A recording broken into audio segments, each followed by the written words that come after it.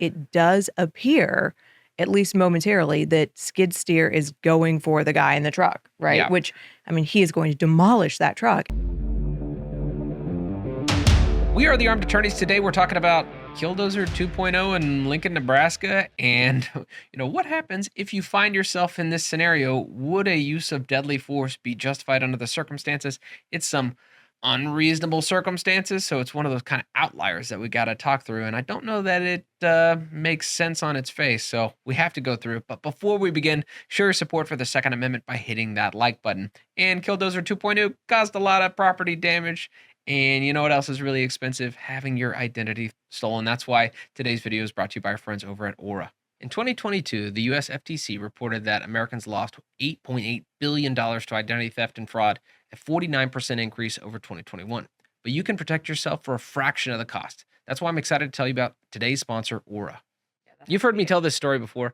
I tried it out for myself. I Googled one of my sister's phone numbers and immediately found her home address, which is pretty scary because she has her information hidden by law because she's a former felony prosecutor. That's where Aura comes in. Aura has almost every internet safety tool you'll ever need all inside one app. Aura's app features a VPN, password manager, real-time credit and identity theft monitoring, internet parental controls, and protects your devices from malware. And on top of data breach notifications, Aura proactively identifies data brokers exposing your information on the web and automatically submits opt-out requests on your behalf. They'll even opt you out of junk mail and telemarketing lists.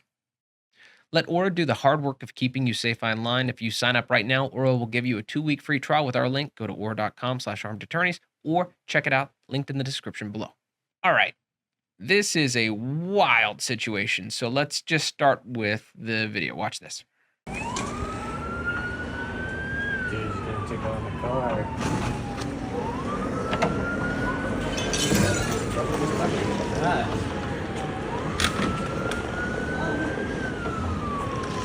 Jonathan!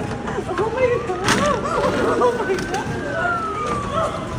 Oh, this guy's fucking at it, man.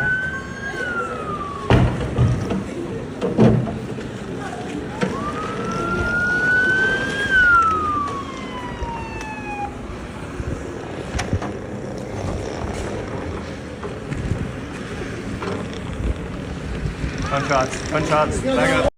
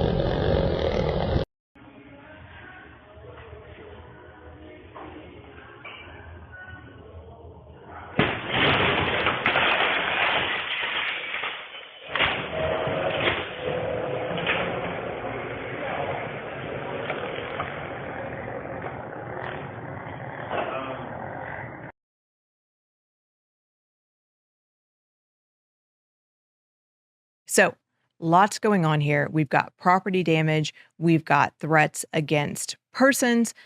We've got people within the store. He's barging through the store. We've got the police officer who is rammed. We've got that other truck, right, who is chased, but ultimately not rammed. So, and I think, although this is sort of an outrageous situation, these principles apply to any time someone is in a vehicle using that vehicle as a deadly weapon against you, because that scenario is far more likely to occur than Killdozer 3.0, although we've seen it twice now, so maybe I'm speaking we're out about of to hit turn. the lottery on Killdozers. So the snowball effect of Killdozers. The copycat. Well, so this is a very, very wild situation. But I think the first thing that is worth talking about is the separation between property crimes and people crimes. Our guy here, 36-year-old Samuel Payrot. Payrot. Sorry. Sorry, Samuel. Is the alleged If you're watching. Yeah, alleged perpetrator charged 3 counts. There's a second-degree assault against a police officer, Mhm. and a criminal mischief. Now, when we look at these things, we talk about pure property crimes. That means no human being is in danger. That's a property crime. Generally, law doesn't like the use of deadly force in response to mere property crimes. There are some states, Some and states are outliers. yeah, some states are outliers. Then- Texas is one of those outliers, but Yep. most of you Yeah. sitting there watching are not ever going to be able to use deadly force against a pure property crime, meaning you are not in danger. No other person is in danger. So you're telling me if I'm sitting in my house and somebody tries to bulldoze it over, that I just have to sit there and die? No, because you are in danger. Okay, you're Okay. right. That was kind of a trick question. Yeah, no. So when a person's life is in danger, it's not just a property crime. You can have a mixed property person crime. So Sure. pure property crime, set that off to the side. Let's talk about these assaults for a second and justified defense in response to a person crime under these circumstances. The 3 elements that I think we need to talk about: reasonableness, Mhm. immediate necessity Mhm. or immediacy, and then what level of force is being threatened, so that we could talk about what level of force would be appropriate to respond with. Correct. And so I think this is a scenario in which, right, it is obviously deadly force. Yeah. Right. No question. So we don't have to do a complicated proportionality analysis here like we would have in perhaps some other scenario. For instance, I had somebody recently I spoke to who said, well, this car was coming at me to ram me, so I had to pull out my gun, and was like, okay, at what speed? Well, we were both in the line for fast food and it was merging, so about 2 miles an hour. Well, that is not deadly force. Yeah. I mean, look, I take it back. It's like That that is scene not from my- Austin Powers with the steamroller. Watch out! Move! Move! Move! Careful, Austin.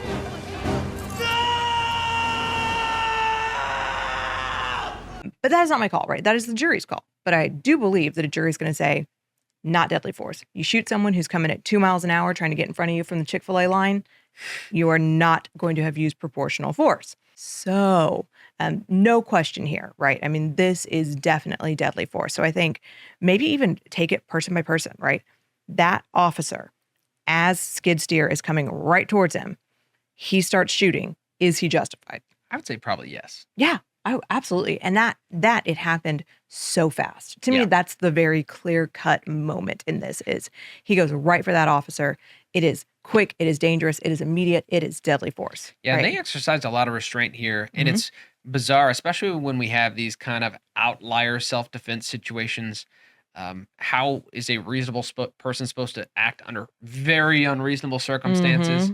I think they get a little leeway here. They took the alleged perpetrator into custody without, having to discharge a shot. So, I mean, I guess that's preferable. But if the officer had have used deadly force, shot at the driver, I think it ultimately would have been justified. Oh yeah, I absolutely think so. Now, I think it gets a little bit less clear when we talk about everyone else in the picture, right? Yeah, this is where immediacy really starts to get undermined because he's, Mhm. on a skid steer. He's got treads. He can move. I mean, he can move pretty fast.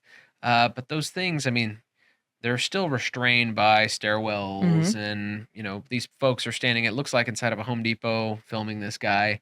They don't appear to be in any apparent danger. We have that one guy in a truck Right. who he kind of goes after. So let's Yeah. talk about him.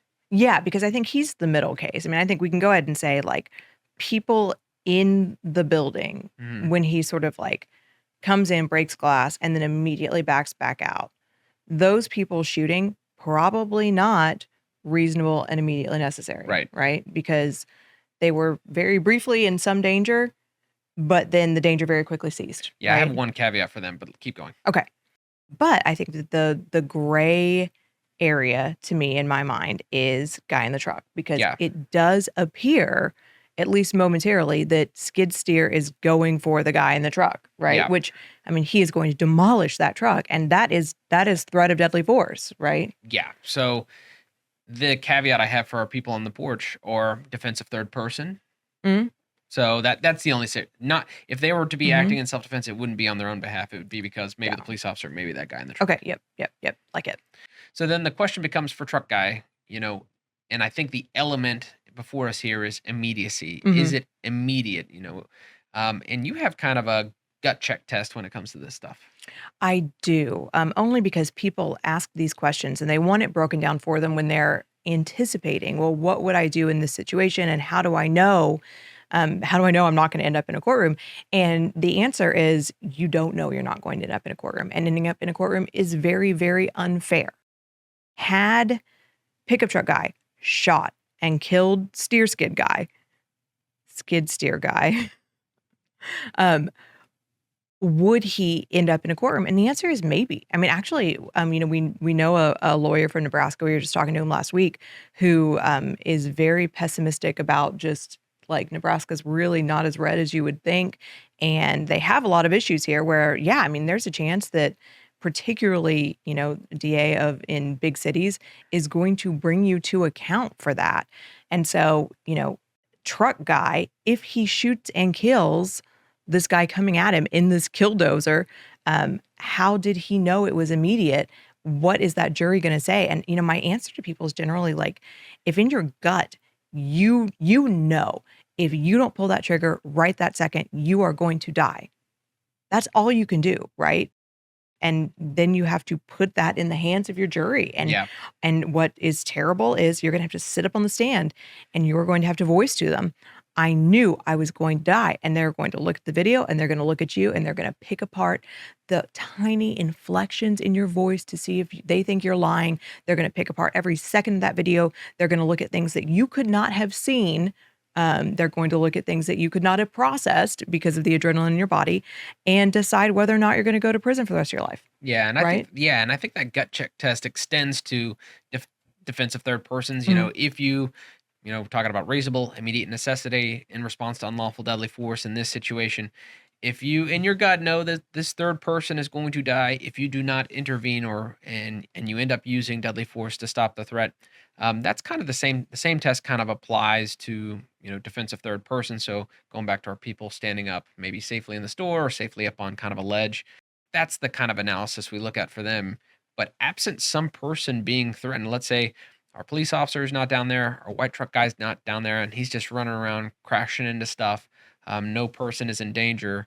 If our folks up on the ledge were to use deadly force, that is probably most likely not justified. Not justified. So, how does this apply to you in a more common scenario, which is someone is using their vehicle, their car, as a deadly weapon against you? The answer is same principles apply, right? You really need to consider, is it deadly force, right? Are they coming at you? Are they coming directly at you? Are you within your vehicle? Are you not within your vehicle and thus more vulnerable? What's the speed? What is happening? And what is the proportional response, right? And should you determine proportionality, you must then think about immediacy. And it is unfortunately tough because in most places, I mean, we were talking earlier, like, well, there's no tires to shoot out in this scenario, right? Yeah, that's a good observation. Yeah, but what if you're shooting at tires, Richard? Does that change your scenario here if you're defending yourself against a vehicle? Yeah, it probably does. Juries take it into consideration as a factor, but the fact that you use deadly force, I mean, could you still get charged with, I don't know, it's probably going to be aggravated assault or some kind of deadly conduct or, something like that in your state. Your use of deadly force, absolutely, you use Right. deadly force, discharge a firearm. Juries will take it into consideration that you're trying to disable the vehicle, but still, I mean, you were still at risk. I Yeah, mean, you still get charged. used deadly force, even though Yep. you weren't trying to kill. You used deadly force. You're still going to Yeah. get charged. And yeah, I mean, juries like I had that client you remember who shot his brother's legs, Yeah. right? Those are just man tires. Sure. Shoot the man tires because he didn't want to kill the brother, right? Because it's his brother. Yeah. Anytime you're saying, I know I used deadly force, but I knew it wasn't necessary to stop someone, Right. that makes me uncomfortable.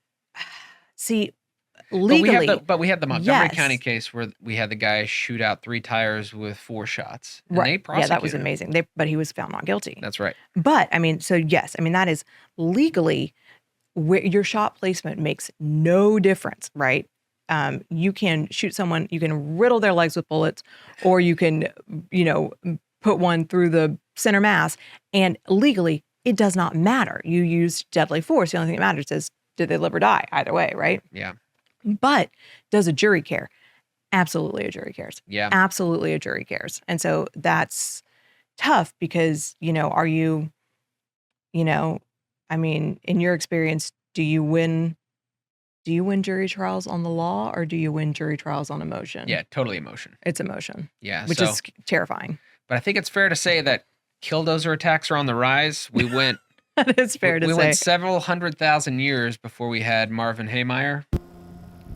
I moved up here in the fall in 1991. Mm-hmm. And then it's been about 20 years. So I'm just saying that we got 2 data points here, and we just got to be on the lookout for all Yep, this stuff. on the rise. That is a statement of fact. Yeah, but we hope you enjoyed this discussion. If you did, consider subscribing, hitting that like button, and help us fight the anti-2A algorithm by sharing this video. And for anyone who will be at SHOT Show this year, come see us. We're going to do an armed attorney meet and greet at the Gun Owners of America booth Thursday at 2 p.m. That is January the 25th at 2 p.m.